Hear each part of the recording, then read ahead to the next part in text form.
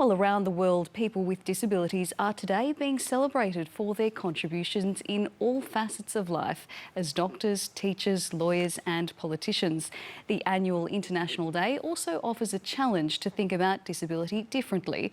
And while there's been a greater exposure of disability issues, advocates say change is not happening fast enough. At a community hall in Adelaide, Esther Simby leads a discussion on what it means to have a disability in today's Australia.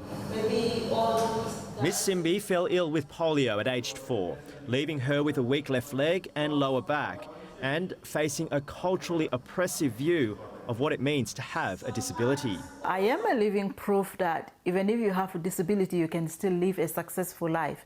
Because when I was growing up, people said nothing good will ever come out of me because of my disability.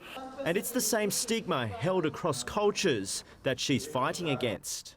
These people have now starting to come out and are having open conversations about disability.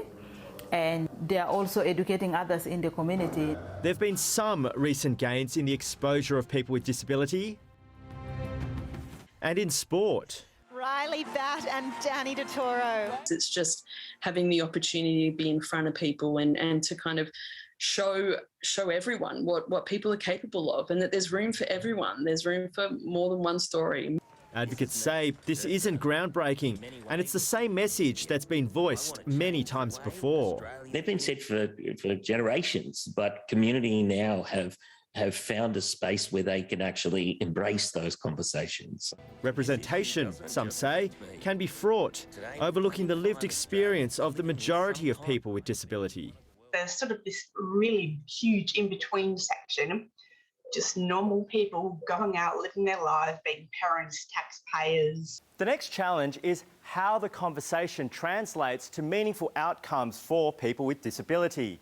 The Disability Royal Commission was told last week that while the labour force participation rate for people without a disability is above 80%, for those with a disability, it's at 53%, one of the lowest rates in the OECD.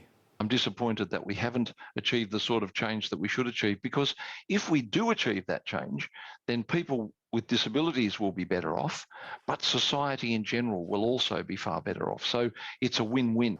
Slowly out of the shadows, but still a long way to go. Laurie Lewira, SBS World News.